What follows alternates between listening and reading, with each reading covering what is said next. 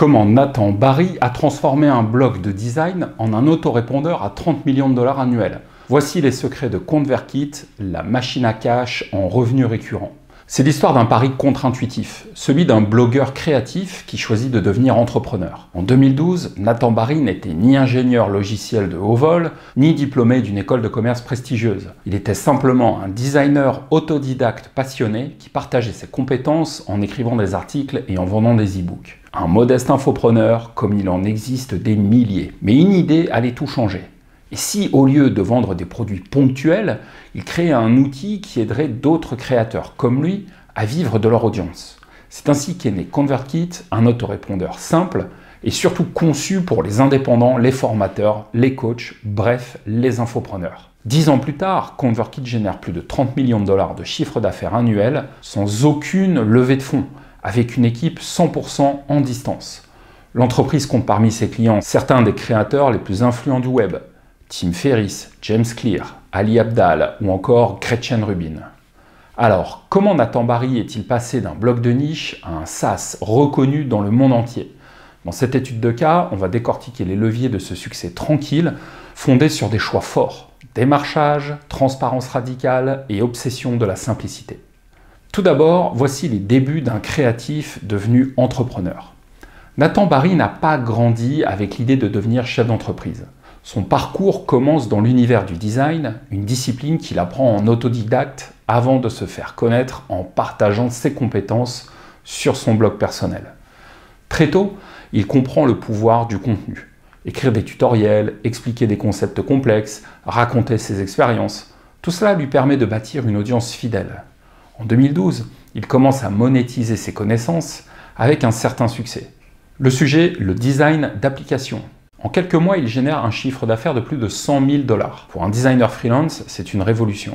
Mais Barry voit plus loin. Il identifie un problème commun chez les créateurs en ligne. L'email marketing est soit trop basique, soit trop complexe. D'un côté, par exemple, vous avez Mailchimp, le leader du marché, mais il ne lui paraît pas adapté aux besoins spécifiques des créateurs individuels. Et puis de l'autre côté, vous avez les solutions les plus poussées comme Infusionsoft, qui sont souvent surdimensionnées et rigides. C'est dans cette brèche que va s'engouffrer Nathan Barry. En 2013, il décide de créer ConvertKit, une solution d'emailing qui est spécialement pensée pour les auteurs, les blogueurs, les formateurs. Il investit 5 000 $ de sa poche et embauche un développeur freelance. Il se charge lui-même du design, de la stratégie du produit et même du support client dans les premiers mois. Son but, coller aux besoins des infopreneurs en mettant en avant les tags et les automatisations, ce qui lui donne à l'époque un outil très différencié des concurrents et qui est très adapté à son public cible, les infopreneurs. Pour Barry, c'est un virage complet. Il abandonne la vente de ses livres numériques pour se consacrer entièrement à ce nouveau projet. Son ambition n'est pas d'être riche ou célèbre, mais de construire un outil durable, utile, profondément aligné avec les valeurs des créateurs. Les débuts sont lents, voire décourageants. Malgré son audience, il peine à convaincre de quitter les outils existants. ConvertKit plafonne alors à 2 000 $ de revenus mensuels pendant 2 longues années. Ce n'est qu'en 2015 qu'il opère un vrai changement de rythme. Mais cela, c'est la suite de l'histoire. On va voir maintenant sa stratégie de croissance à contre-courant.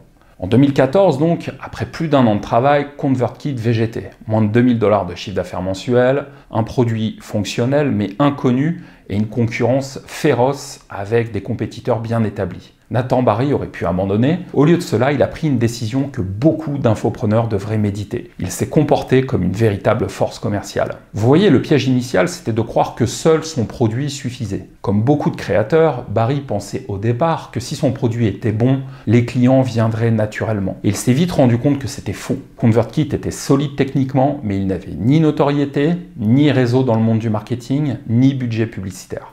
Pendant longtemps, il s'est appuyé sur des articles de blog et sa petite liste email. Cela a suffi à générer quelques ventes, mais rien de vraiment scalable. Le frein psychologique du démarchage l'empêchait de passer à l'étape supérieure. Le déclic pour lui, ça a été de devenir un commercial proactif, en chasse. Un jour, Barry s'est posé une question simple mais brutale. Si je devais doubler mes revenus en 30 jours, que ferais-je concrètement? La réponse, aller chercher les clients un à la main. Pas avec des pubs ou des tunnels automatisés, mais avec des emails personnalisés et des conversations humaines. Il s'est donné pour objectif d'avoir 100 conversations avec des blogueurs. Pas pour leur vendre directement, mais pour comprendre leur frustration avec MailChimp, Aweber ou Infusionsoft et leur expliquer en quoi ConvertKit pouvait mieux répondre à leurs besoins. C'est une méthode qui est artisanale mais redoutablement efficace. Nathan a mis en place un système simple et duplicable, inspirant pour tout infopreneur sans budget. D'abord un ciblage précis. Uniquement des blogueurs ayant déjà une audience email. Ensuite, une recherche manuelle, le nom, le site, la niche, l'outil d'emailing déjà utilisé. Puis un email personnalisé et pas une séquence automatisée. Dans cet email, il mentionnait un article ou un projet de la personne. Il leur posait une question sur leur stratégie emailing actuelle. Puis il leur proposait de faire un test de ConvertKit sans engagement. Ensuite, il faisait un suivi structuré dans un tableur. Relance à J+3, à J+7, etc. Enfin, un accompagnement fort avec une migration offerte gratuitement de leur ancienne solution vers ConvertKit. En l'espace de quelques mois, cette approche lui a permis de doubler puis de tripler son revenu mensuel. Et surtout, elle a amorcé un bouche à oreille puissant. Chaque créateur conquis devenait un ambassadeur du produit, souvent via un programme d'affiliation bien conçu. ConvertKit, c'est aussi un management transparent et minimaliste. À mesure que ConvertKit a grandi, Nathan Barry a refusé de tomber dans les pièges classiques des startups. Empilement de couches hiérarchiques, processus complexes, reporting incessant. À la place, il a construit une entreprise légère, radicalement transparente et profondément humaine. Son mantra, c'est construire un business au service d'une vie et pas l'inverse. Son équipe est plutôt réduite mais très efficace. ConvertKit, c'est aujourd'hui 70 employés, mais la majorité de son parcours de croissance s'est fait avec moins de 40 personnes. C'est un exploit pour une boîte qui génère plus de 30 millions de dollars par an. La clé, une culture du focus. Chaque recrue est choisi avec soin, formé dans un esprit d'autonomie maximale et encouragé à créer de la valeur sans supervision constante.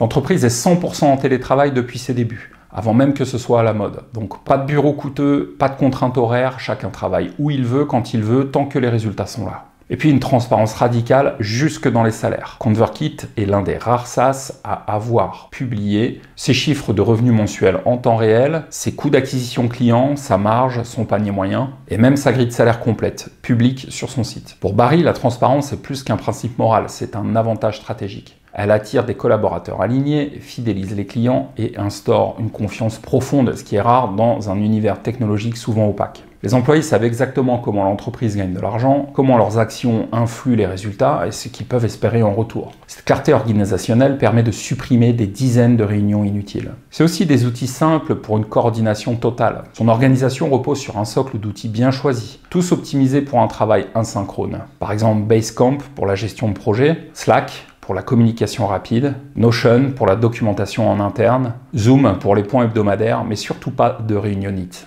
Barry insiste sur l'importance d'écrire plutôt que de parler. Une culture écrite permet de garder la trace des décisions, de respecter les temps de concentration et de fonctionner même sur des fuseaux horaires différents. La culture de l'entreprise, elle est basée sur la mission et pas sur la performance toxique. ConvertKit n'impose aucun objectif chiffré individuel à court terme. L'objectif de l'entreprise est clair, aider les créateurs à gagner leur vie en ligne. Cette mission, elle est incarnée dans tous les produits, tous les services, toutes les décisions stratégiques. Donc chaque membre de l'équipe, c'est pourquoi il travaille, pas seulement ce qu'il doit livrer. Ce sens collectif, allié à l'autonomie, permet une productivité soutenable et non une course à l'épuisement. La leçon pour les infopreneurs qui se développent, qu'est-ce que c'est ? Beaucoup d'infopreneurs, dès qu'ils commencent à déléguer, tombent dans la microgestion ou la surcharge organisationnelle. ConvertKit montre qu'il est possible de construire une équipe légère, donc des freelances ou des employés, sans créer une usine à gaz. Qu'on peut transmettre de la clarté plutôt que du contrôle. Qu'on peut systématiser dès le départ ce qui doit l'être, tout en gardant une âme artisanale. Le parcours de Nathan Barry avec ConvertKit n'est pas une success story linéaire. Derrière la croissance impressionnante et la réputation d'authenticité se cachent des échecs assumés, des critiques publiques, plusieurs revirements majeurs. C'est aussi ce qui rend cette aventure si inspirante. Barry n'a jamais prétendu tout savoir. Il a appris en marchant. Par exemple, avec une tentative de repositionnement qui a mal tourné. En 2018, ConvertKit connaissait une croissance soutenue. L'entreprise est rentable, bien installée, elle commence à attirer des clients en dehors de son cœur de cible initial. Barry pense qu'il est alors temps de changer de nom pour refléter cette évolution. Et il choisit Seva, un mot d'origine sanscrite qui signifie « service désintéressé » dans cette tradition. Le nom est censé évoquer la mission humaniste de la marque. Mais rapidement, la réaction est violente. Des membres de la communauté sikh dénoncent une appropriation culturelle malvenue. Barry est interpellé sur Twitter, dans des articles et même par des clients. Il prend alors une décision rare dans le monde des startups, il fait marche arrière. Dans un billet de blog transparent et humble, il explique son erreur, retire le nom Seva et revient à ConvertKit. Cet épisode, douloureux mais fondateur, renforce sa crédibilité. Il ne cherche pas à avoir raison, mais à apprendre et corriger. Il est aussi resté simple face à la tentation du tout en un. L'autre défi majeur de ConvertKit, c'est la pression constante à élargir l'offre. Dans un monde où tous les fabricants de logiciels veulent devenir la plateforme unique, Barry reçoit régulièrement des demandes pour intégrer tel logiciel, ajouter des pages de vente, proposer du e-learning, créer un système de paiement complet. Mais il résiste. Sa décision, c'est que ConvertKit reste concentré sur l'email marketing, les automatisations simples et la gestion de la communauté. Donc à contre-courant de la logique d'expansion, Barry préfère être excellent dans un petit domaine plutôt qu'être médiocre dans 10. Ce choix, s'il ralentit la croissance à court terme, protège l'identité de sa marque et évite les dettes techniques ou la confusion marketing. Voici ce que les infopreneurs et les formateurs doivent en retenir. L'histoire de Nathan Barry et de ConvertKit n'est pas une success story flamboyante à coût de millions de dollars levés. C'est une construction patiente, cohérente, alignée, le type de succès durable auquel un infopreneur solo ou une petite équipe peut réellement s'identifier. Voici les grandes leçons à retenir. La niche plus la clarté égale la résistance. ConvertKit a refusé de plaire à tout le monde. Au lieu de viser les entreprises en général,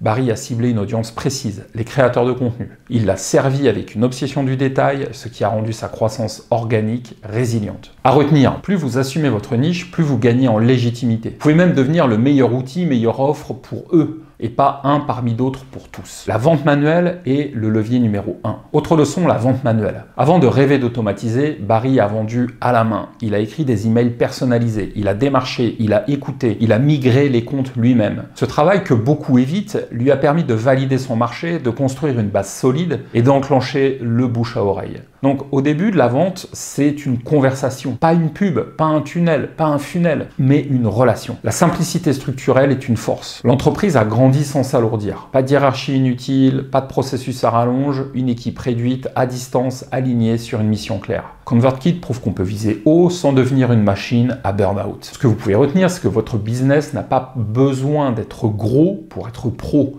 Il a besoin d'être clair, documenté, fidèle à sa mission. La transparence attire. Barry n'a pas bâti ConvertKit sur la promesse d'un outil miracle, mais sur une posture honnête. Dire ce qui fonctionne, ce qui bloque, combien ça coûte, combien ça rapporte, cela crée une rare fidélité des utilisateurs et une culture interne qui est vraiment saine. J'espère que cette étude de cas vous inspirera pour votre business. En attendant, vous pouvez vous inscrire à ma newsletter pour recevoir des conseils exclusifs par email.